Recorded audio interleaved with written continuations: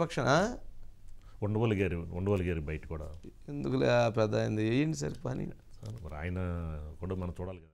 ఆంధ్రప్రదేశ్లో వచ్చినటువంటి రిజల్ట్స్ మీదే ప్రధానంగా ఆధారపడి మోడీ గారు అక్కడ ప్రధానమంత్రి అయ్యే అవకాశం వచ్చింది. ఈవేళ ఉన్న సినేరియోలో ఆంధ్రప్రదేశ్కి రావాల్సినవి ఏవైతే ఉన్నాయో ఆ రావాల్సినవన్నీ కూడా తీసుకోవడానికి ఇంతకుముందు మనకు డినై చేసింది.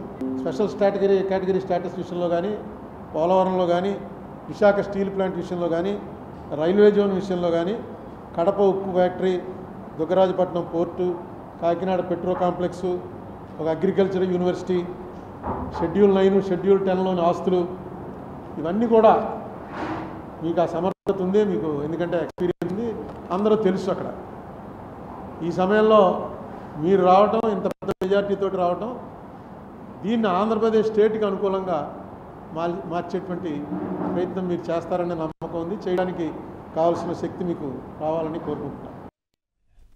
చేస్తారనే శక్తి ఉందంటున్నారు. లేదంటే ఉండవల్లి అరుణ్ కుమార్ గారు ఆమరణ నిరాహార దీక్ష చేస్తే సరిపోయిద్ది. గొడవ లేని పని కదా. ఆమరణ నిరాహార దీక్ష చేస్తే గట్టిగా బలంగా గ్యారెంటీగా రాష్ట్రానికి రావాల్సిన వస్తే వచ్చింది, లేకపోతే ఎందుకో ఇవన్నీ ఎట్లా చెప్తారు. ప్రజల్ని రాంగ్ గైడ్ అండి, ప్రజల్ని రాంగ్ ట్రాక్లో తీసుకెళ్ళటం ఇదే అలవాటు అయిపోయింది. మరి ఆ రోజు అన్నా క్యాంటీన్లు కూలగొట్టినప్పుడు ఏం చేశారు ఉండవల్లి అరుణ్ కుమార్ గారు? అన్నా క్యాంటీన్లు అన్నం పెట్టేదాన్ని ఎట్ట కూలగొడతావా అని చెప్పాలి కదా. మరి మెగా డిఎస్సీ ఇవ్వనప్పుడు మెగా డిఎస్సీ ఇవ్వలేదని ఎందుకు అని అడగాలి కదా. ప్రత్యేక హోదా నువ్వు ఎందుకు తేవట్లేదని చెప్పని ఆయన పోరాడాలి కదా, ఆ రోజు తిట్టాలి కదా. జగన్మోహన్ రెడ్డి గారిని అనటానికి మాత్రం చాలామందికి నోరులు రావండి.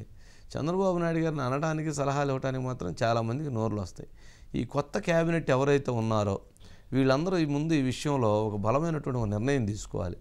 చంద్రబాబు నాయుడు గారికి ఊరకు దోమను పోయే వాళ్ళందరూ సలహాలు ఇస్తామనంటే తాడ తీసే కార్యక్రమం ఒకటి పెట్టుకోవాలి.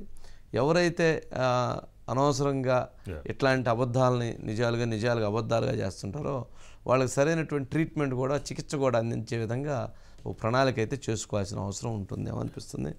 ఏమంటారు అజిత్ గారు, ట్రీట్మెంట్ అవసరమేనంటారా? వంశీ గారు ఖచ్చితంగా, ఎందుకంటే వైఎస్ జగన్మోహన్ రెడ్డి ఖచ్చితంగా అంటే ట్రీట్మెంట్ ఎట్లాంటి ట్రీట్మెంట్ ఉంటే బాగుంటుంది అంటారు మీరు? మీ సలహా చెప్పండి.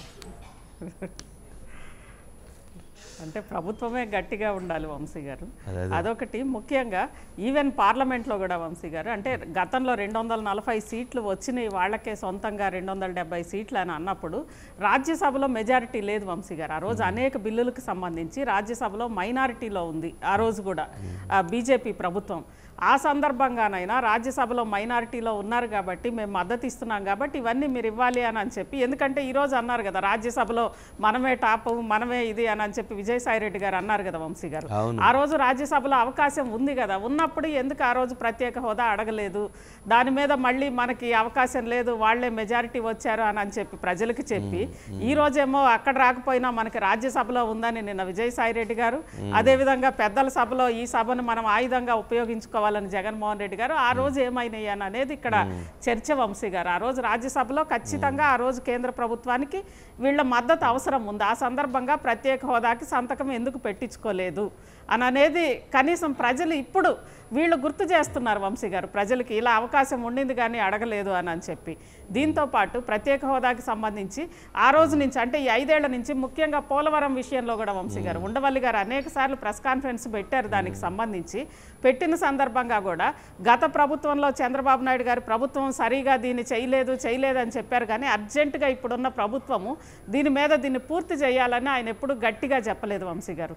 అదేవిధంగా ప్రత్యేక హోదా మీద ఇటు వైఎస్ జగన్మోహన్ రెడ్డి గారికి సజెషన్ కాదు, దాని మీద ఆయన నిజంగానే ఆమరణ నిరాహార దీక్ష చేసి ఉండాల్సింది వంశీ గారు. ఎందుకంటే రాష్ట్ర విభజనకి సంబంధించి కానీ వీటి మీద సుప్రీంకోర్టు దాకా వెళ్ళి పోరాడిన ఉండవల్లి అరుణ్ కుమార్ గారు దీని మీద ఆయన ఉద్యమం చేసి ఉండాల్సింది. ఆయన గనక గత ప్రభుత్వంలో ఉద్యమానికి ఆయన పిలిపించుంటే ఎంతో మంది వచ్చేవాళ్ళు వంశీ గారు. అందరూ ఏంది వచ్చేది, ఏంటంటే వచ్చేది పాపం, ఎక్కడి నుంచి వస్తారు, ఎక్కడ వస్తారు, ఇవన్నీ ఒట్టిదిలేండి ఆయన. కాకపోతే ఏంటంటే మీడియా అటెన్షన్ ఎలా తీసుకోవాలి, ఎలా మాట్లాడితే ఎలా వెళ్తుంది. కొన్ని ఇప్పుడు ఒక మీడియాకి కావాల్సి వచ్చినట్టు కొన్ని మాట్లాడతాడు, ఇంకో మీడియాకి కావాల్సి వచ్చినట్టు ఇటు మాట్లాడతాడు.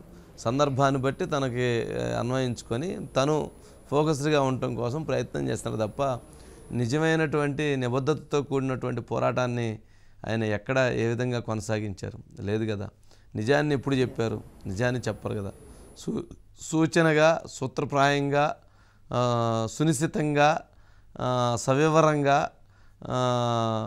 సందర్భోచితంగా, ఇక అలా చెప్తా పోతే చాలా ఉంటాయిలేండి. టఫ్ వ్యవహారం అవన్నీ కొద్దిగా సరే సమయం వచ్చినప్పుడు ఇప్పుడు అంటే ఇప్పుడే కదా కొంచెం సజెషన్స్ ఇవ్వడం తప్పులేదు కానీ బట్ ఇది కాకపోతే చంద్రబాబు నాయుడు గారు రాష్ట్రానికి అన్యాయం చేశారనే భావనని జగన్మోహన్ రెడ్డి గారి భావన వారు ఎస్టాబ్లిష్ చేయకూడదు అనేది మన ఉద్దేశం. ఇప్పుడు జనానికి జగన్మోహన్ రెడ్డి గారు ఏమన్యాయం చేశారు, ఒక్క ఛాన్స్ అని చూస్తే ఏమన్యాయం చేశారో తెలుసు. జనానికి 2014 నుంచి 2019 వరకు చంద్రబాబు నాయుడు గారు ఎంత కష్టపడ్డారో ఎంత చేశారో తెలుసు. మరి అది ప్రజలకు గుర్తుండిద్ది, ఇది ప్రజలకు గుర్తుంది. ప్రజలు కూడా అది గుర్తుంచుకోవాలి. ఇప్పుడు కూడా అది గుర్తు లేకపోక ఎవరైతే సహాయం చేస్తున్నారో, ఎవరైతే మంచి చేస్తున్నారో అది కూడా గుర్తుంచుకోకుండా ప్రజలు కనుక ఆలోచన చేస్తూ ఉంటే అది ప్రజలకే నష్టం జరిగేటువంటి అంశం అయింది.